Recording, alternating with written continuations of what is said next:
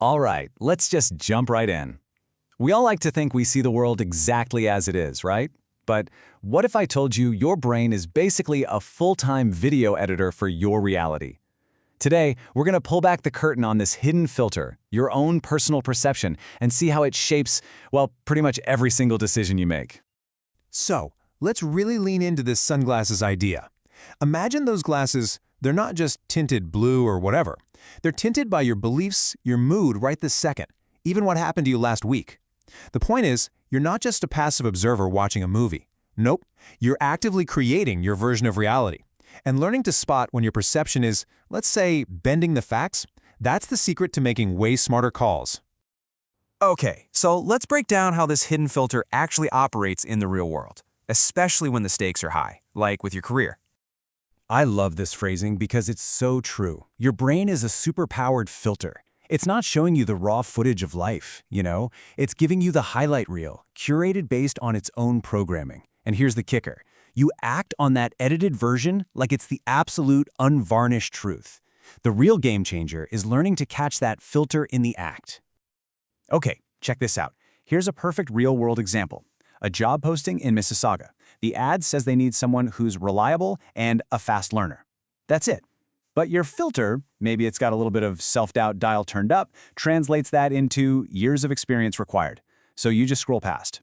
Meanwhile, your friend sees the exact same words and their filter says, hey, just show up on time. So they apply and they might just land the job. See? Same data, completely different perceptions, leading to totally different life paths. So, the big question is, how do you fight this? How do you stop your own filter from closing doors for you? Well, the good news is there's a really simple tool you can start using literally today. It's called the 3 checks. Super simple. First, check your lens. Just ask yourself, am I tired, stressed, super hyped up? Because trust me, that stuff matters. Second, check your evidence. This one is huge. If you're absolutely convinced of something, ask yourself, what one fact would prove me wrong? If you can't even think of one, oh boy, your filter is probably running the whole show. And finally, number 3, check the context. Just pause and think, how might somebody else, someone with a totally different background, see this exact same thing? And that context check is so important, especially now when everything is global. Like, imagine you land an internship with a startup in Singapore. Awesome, right? But their website is just red everywhere.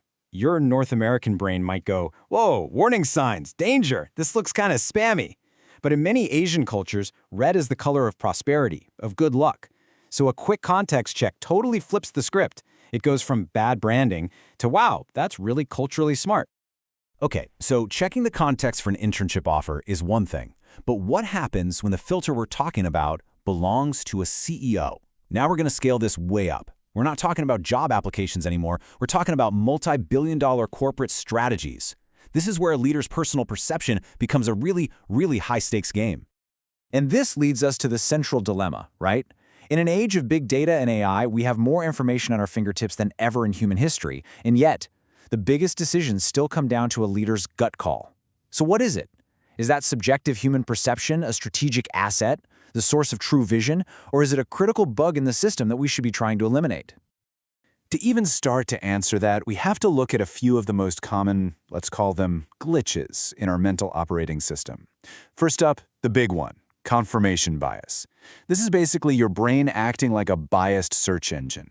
It only looks for information that proves what you already believe, and it just conveniently ignores everything else. It's that little voice in your head that loves to say, see, I told you so. Then we've got anchoring bias. You know this one. It's when the very first piece of information you get just sticks. Think about the first price you see on a car, or the first salary mentioned in a negotiation. That number becomes an anchor. Everything else you hear is judged against that number, even if that first number was pulled out of thin air. And rounding out our top 3 is something called the availability heuristic. This is basically your brain's what you see is all there is shortcut.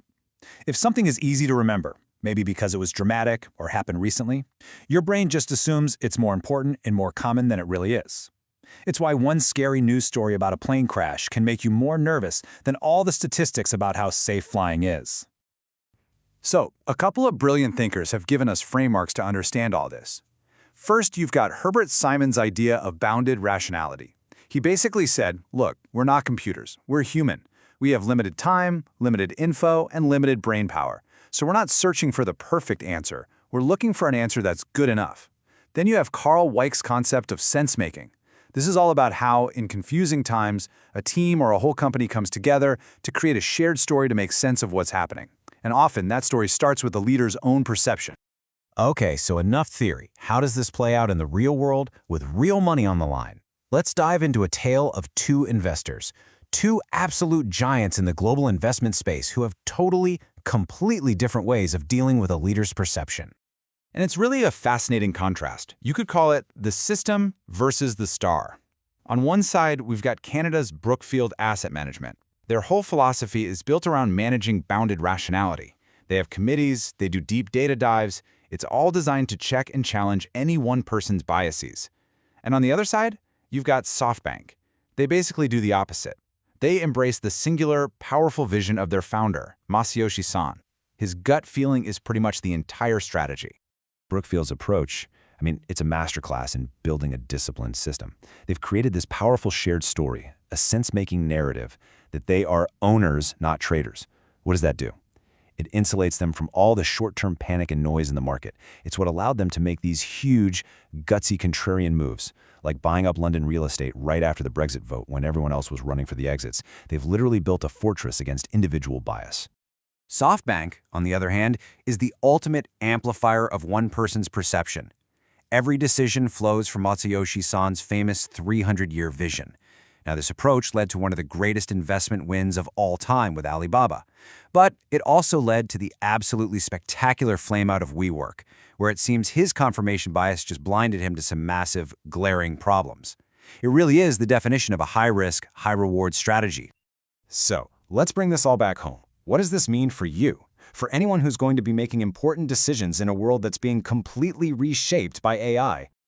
All right, here are 3 core principles you can walk away with.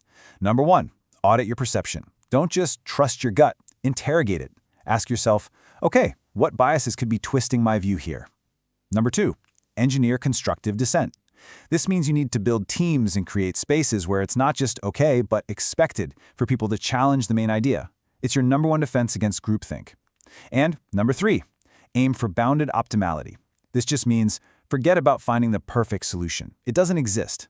Instead, focus on making the best possible decision you can with the real-world limits on your time, your data, and your own mental filters. And that brings us to one last really big question to leave you with. We've just spent all this time talking about how to audit our own perception. But let's be real, your co-pilot for the next big decision you make is probably going to be an AI.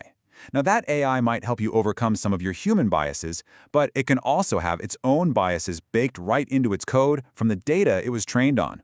So the real challenge for you, for the next generation of leaders, is this.